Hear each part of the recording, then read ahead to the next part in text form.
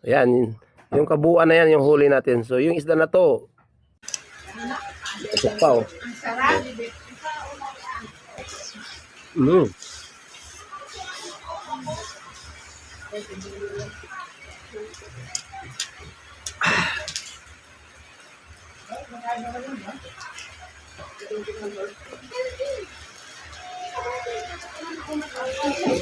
Mm.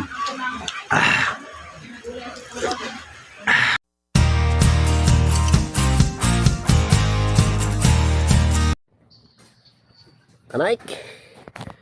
Yan pong huli natin. Kaninang madaling araw. Ilipat natin sa planggana.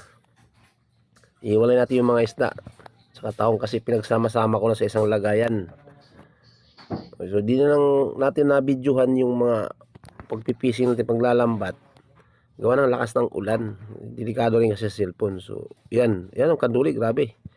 Sarap ng kaduli. Ang kaduli kasi maraming hindi kumakain dyan, lalo na sa mga dagat. Pero yun lang, masarap yan. Linisan nga lang ng maigi.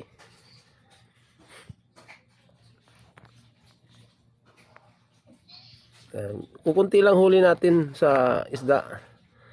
Yun nga lang, maswerte tayo kasi meron tayong nahuling special na isda. Yung isdang bakuko. Sa mga may gitsang kilo siguro yan. Yun ang ating lulutuin na for today's video.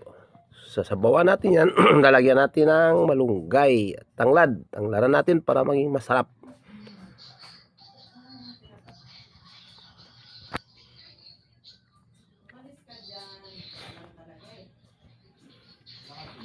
Meron tayong alimasag na uhuli yan. Yung alimasag, i-steam lang natin sa Sprite yan mamaya konti.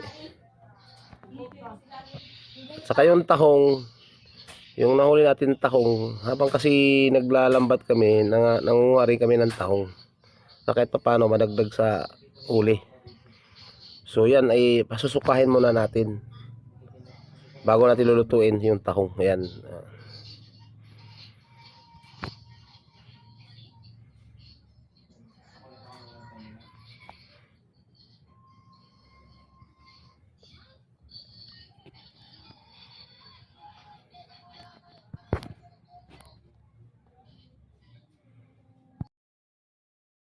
Ayan, yung kabuuan na yan yung huli natin. So yung isda na to, lilinisan na natin guys. Ayan na guys, kakaliskisan na natin yan.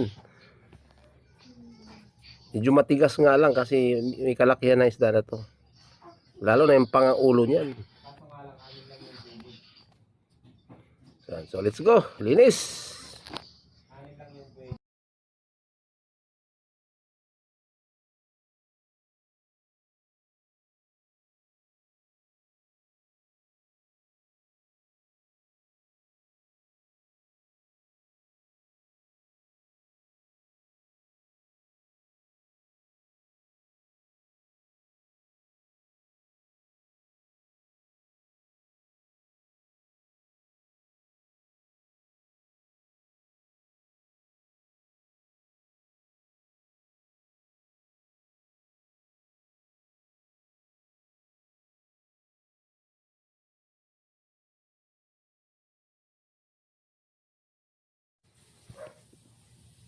Ayan na. Marami na namang bahaw bungkag nito. Malaman yung istang to. So napakasarap sa sabaw nito. Bihira lang tayo makahuli nito. Kasing isdan to, sa balaot po kasi to, napatabi. Kasi sa tabi lang talaga kami naglalambat. Di naman kami pwede maglambat sa laot dahil wala kaming bangka. So na swerte yan na napadpad siya doon sa tabi at na huli namin sa lambat.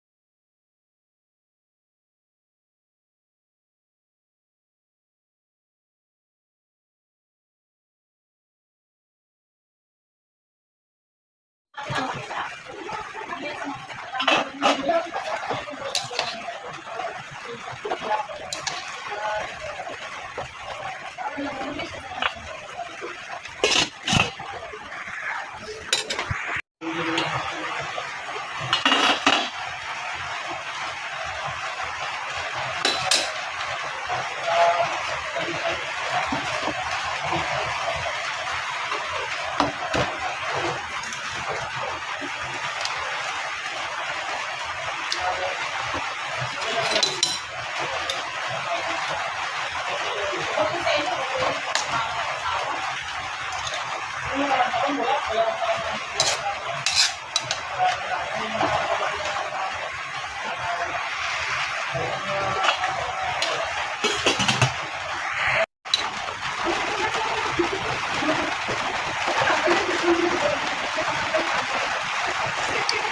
pre.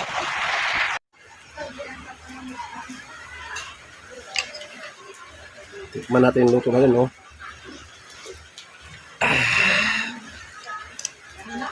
Tusok pa, oh.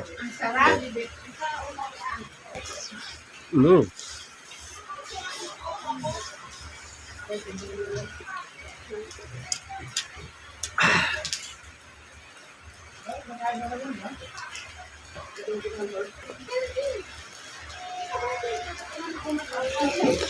Mm.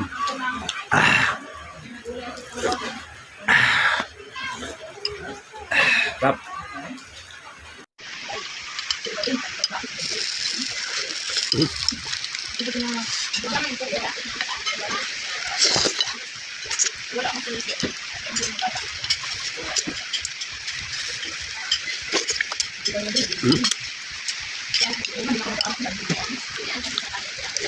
Oh.